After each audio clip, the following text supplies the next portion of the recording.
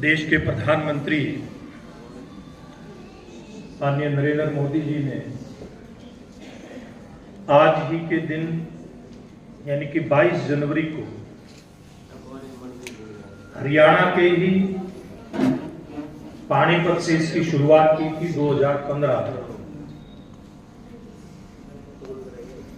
देश की सरकार बनने के बाद नरेंद्र मोदी जी पहली बार आए थे तो हरियाणा को एक बड़ा तोहफा देकर के गए थे 2014 में। कैथल के अंदर वो आए थे, मुझे याद है वो घटनाक्रम। और उसके बाद उनका दूसरा दौरा था प्रधानमंत्री बनने के बाद और हरियाणा में मनोहर लाल जी के मुख्यमंत्री बनने के बाद, और बहुत ही पवित्र काम के लिए वो आए थे। आज उसकी वर्षगांठ है, उसके अवसर पर जो एक कार्यक्रम यहाँ पर आयोजित किया गया है। इस कार्यक्रम में आयोजित जिला परिषद के सीओ सुरेश कुमार जी, डीपीओ सुरजीता कुमारी, जिला परिषद की चेयरपर्सन सुमन कीचड़ जी, हमारे बड़े वरिष्ठ साथी वेद फूला जी, सरकार में चेयरमैन भारत भूषण मिड्डा जी, चेयरमैन हरियाणा सरकार, भाई परवीन जोड़ा जी, जगदीश शर्मा जी। यहाँ इस कार्यक्रम में उपस्थित DO Shrimati Sangeeta Bishnoi ji, deputy CMO doctor Gauri ji, उपस्थित अन्य अधिकारीगण, मेरे साथ आए हुए अन्य पदाधिकारीगण और आज के इस कार्यक्रम में उपस्थित ऐसी प्यारी प्यारी बच्चियां, बेटियां जिन्होंने बहुत सुंदर कार्यक्रम अभी हम सब लोगों के सामने प्रस्तुत किए, और साथ में आंगनवाड़ी व अन्य कार्यालयों से आई हुई सभी बहनें। हम एक अलग ही प्रकार की संस्कृति जिसकी दुनिया के अंदर मान्यता है, उस संस्कृति को मानने वाले बंधु भगिनी यहाँ पर उपस्थित हैं। और ये जो देश के अंदर लिंग अनुपात जो 2014 से पहले बहुत बिगड़ा हुआ था, यानी कि बेटों के जन्म दर के पीछे बेटियों की जो जन्म दर है उसमें भारी अंतर था। हमारे हरियाणा प्रदेश की हम चर्चा करें तो 1000 बेटों के पीछे 879 बेटियों की जन्म दर उस समय थी। और प्रधानमंत्री जी का जो अभियान ये शुरू हुआ उसके बाद से लेकर के और हम 10 सालों का इनका आंकड़ा अगर हम गौर करें तो ये लगभग 1000 लड़कों के पीछे आज 940 लड़कियां यानी कि बेटियां जन्म लेती हैं। तो ये हम सब लोगों का एक सामूहिक प्रयास था देश के प्रधानमंत्री नरेंद्र मोदी जी के नेतृत्व में, और उस समय के हमारे हरियाणा के मुख्यमंत्री मनोहर लाल जी के नेतृत्व में, और बाद में अब नायब सैनी जी के नेतृत्व में जो अभियान चल रहा है, वो वास्तव में जो हमारा एक दृष्टिकोण रहा है नारी शक्ति के प्रति, वो उसको भी सार्थक करता है।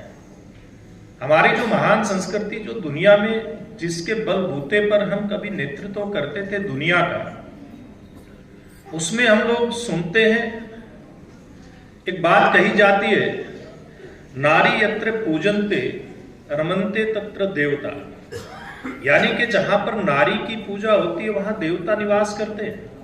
ये हमारी संस्कृति मानती है, हम उसके मानने वाले लोग हैं। हमें इस बात को भी बड़ा फक्र महसूस होता है जान करके और सुन करके। बेशक बीच के दौर में थोड़ी सी कुछ इस प्रकार सामाजिक मान्यताओं में भी कहीं न कहीं गिरावट आई, इस बात को मानने में कोई हर्ज नहीं है। इसीलिए तो बेटियों की जन्म दर इतनी नीचे गई थी बेटों के मुकाबले में। लेकिन हम तो जब हमारे आराध्य पुरुषों का नाम लेते हैं, भगवान श्री कृष्ण का नाम लेते हैं, उससे पहले क्या कहते हैं? राधे राधे कृष्ण। श्री राम जी का नाम लेते हैं, उससे पहले सीताराम बोलते हैं ना। तो फिर इस बात के ऊपर हम सब लोगों को गहराई के साथ विचार करना चाहिए कि ऐसे कौन से कारण थे कि जिन कारणों के चलते नारी के साथ समय समय पर इस प्रकार का व्यवहार होता रहा, जिसके कारण से मां जो स्वयं एक नारी है वो अपनी कोख से बेटी को जन्म देने में कतराती रही। आज नहीं कतरा रही, आप सब लोगों का सामूहिक प्रयास है, नरेंद्र मोदी जी का मार्गदर्शन है। लेकिन क्योंकि जब कारण का निदान करना है, समस्या का समाधान करना है, तो उस कारण की तरफ हम सब लोगों का ध्यान जाना बड़ा जरूरी है। तभी तो ये जो सरकार के द्वारा चलाए गए बहुत सारे कार्यक्रम हैं, अभियान हैं, उनकी सार्थकता हम लोग सिद्ध कर पाएंगे। हम अगर कारणों का ठीक प्रकार से विश्लेषण करेंगे तो निश्चित रूप में जिस गति के साथ बेटियों की जन्म दर में वृद्धि हुई है, निश्चित रूप में उस आंकड़े को हम और आगे बढ़ाने में हम कामयाब होंगे।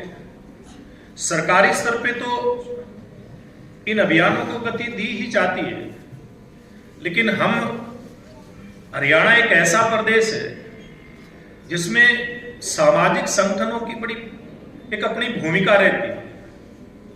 हमारे प्रदेश में ही नहीं बल्कि उत्तर भारत की बात करें तो खाप पंचायतों का एक अहम रोल हमारे सामाजिक ताने बाने को ठीक करने के अंदर रहता है। तो हम सब लोगों को इस बात को जानकर के बड़ी खुशी होती है कि हमारी खाप पंचायतों ने भी, जब देश के प्रधानमंत्री जी ने आह्वान किया था, उस समय के मुख्यमंत्री जी ने आह्वान किया था बेटी बचाने का, तो वो सभी खाप पंचायतें आगे निकल करके आई थी, जिनका एक असर अपना रहता है, जिनकी बात को लोग मान्यता देते हैं, और मुझे बड़ी खुशी है उसके अपने परिणाम निकल करके आए, जैसे सरकारी योजनाओं के परिणाम भी निकल करके आते हैं। अभी एक बेटी ने, छोटी सी गुड़िया ने बड़ा सुंदर एक अपनी प्रस्तुति दी है। जो हम सब लोग पहले बेटे के जन्म के ऊपर थाली बजाते थे, खुशियां मनाते थे, आज बेटी के जन्म के ऊपर भी थालियां बजाई जाती है कि नहीं जाती?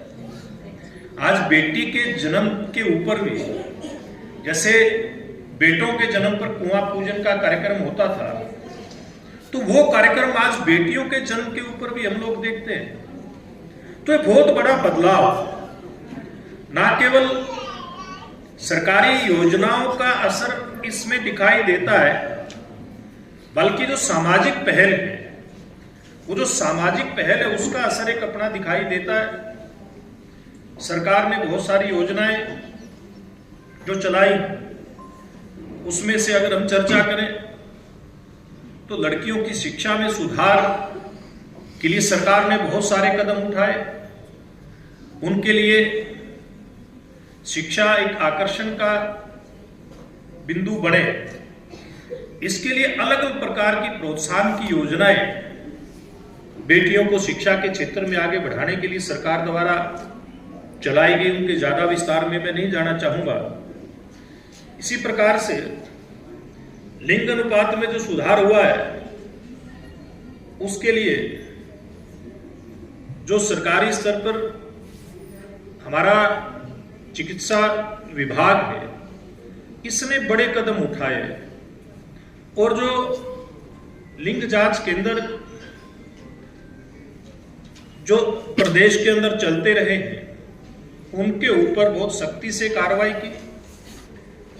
बहुत सारे ऐसे मामले आए जिसमें इस प्रकार का जो लिंग जांच करके और फिर बेटी को गर्भ में ही मारने का एक बहुत जघन्य अपराध करते थे, उनको सजा देने का काम भी विभाग की कार्रवाइयों के माध्यम से हुआ है। इसी प्रकार से